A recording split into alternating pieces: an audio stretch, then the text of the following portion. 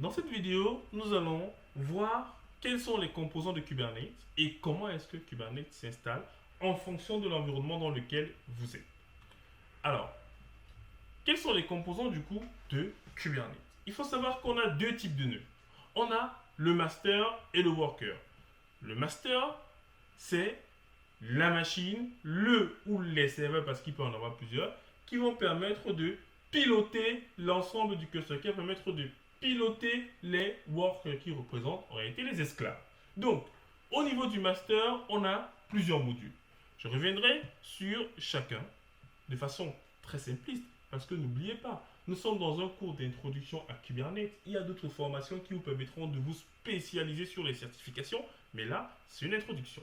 Donc, lorsque l'on veut discuter par exemple avec Kubernetes depuis l'extérieur, on pose les questions à Kube API Server. Donc, c'est le module qui permet d'interpréter les commandes que l'on va envoyer et ainsi de donner des ordres aux autres.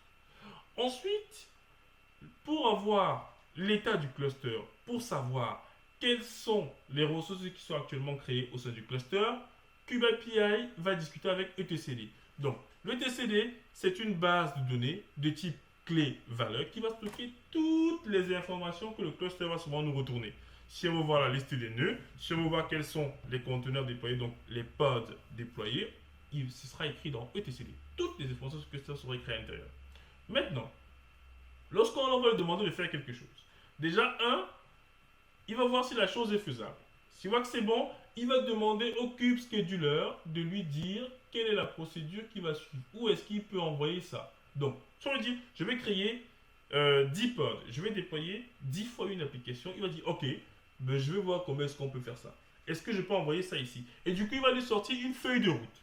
Cette feuille de route permettra de savoir où est-ce qu'il va mettre quoi.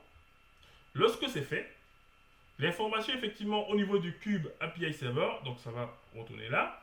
Le Kube API Server va dire que, ok, Kube Controller Manager, toi qui connais exactement toutes mes machines, parce que le Kube Controller Manager, c'est lui qui va suivre que tous les nœuds sont toujours disponibles. Il va les regarder. Est-ce que toi tu es là? Est-ce que toi tu es là? Quelles sont tes ressources?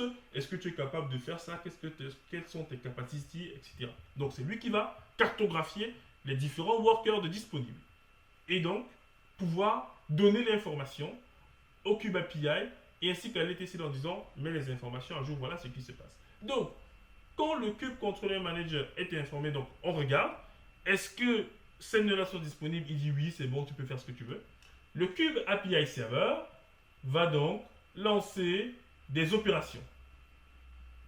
Il va dire, tu vas créer ça, tu vas créer ça. Donc, quand la demande vient, on dira par exemple à celui-ci qui va déployer 5 fois app, parce qu'on en a demandé 10, lui on va lui dire qu'il va déployer 5 fois app aussi, très bien. Donc, comme vous voyez, le worker qui est l'esclave, qu'est-ce qu'il va dire? Il va dire, ok, moi kubelet, c'est moi qui interprète tout ce qui est demandé ici. Donc, je vais lire ta demande. Tu veux 5 applications, très bien. Si tu veux 5 applications, donc forcément, ce seront des conteneurs. Alors, je vais piloter l'outil qui me permet de gérer les conteneurs. Kubernetes en supporte deux, Docker et RKT. Donc, RKT, ça vient de CoreOS. Et Docker, vous connaissez déjà. Il va dire à Docker, vas-y, crée-moi 5 fois l'application. Voilà. Ensuite, pour permettre à tout cela de communiquer ensemble et surtout pour permettre à l'application d'être disponible pour notre user ici à l'extérieur, il va demander à Kube Proxy d'interconnecter l'ensemble de ces conteneurs-là, de les interconnecter et surtout de les rendre disponibles. Donc, c'est Kube Proxy qui va gérer la partie mise à disposition du réseau sur l'ensemble de nos serveurs. Donc, en résumé, Kube API Server, il reçoit les demandes, il les interprète et il les envoie pour exécution. Le TCD, il stocke toutes les informations qui sont liées au cluster parce que lorsque l'opération sera faite ici, ça va remonter ici et il va mettre à jour sa base de données. Kube Scheduler, c'est lui qui va planifier tout ce qui doit être créé et dire si c'est possible ou pas. Le Kube Controller Manager, il surveille le pouls de toutes les machines. C'est lui qui surveille. Est-ce que j'ai toujours ce nœud-ci?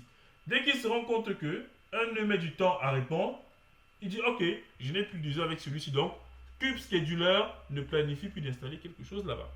C'est ainsi que le cluster fonctionne. Et au niveau du client, le kubelet représente en fait le client Kubernetes qui est censé interpréter les ordres qui viennent.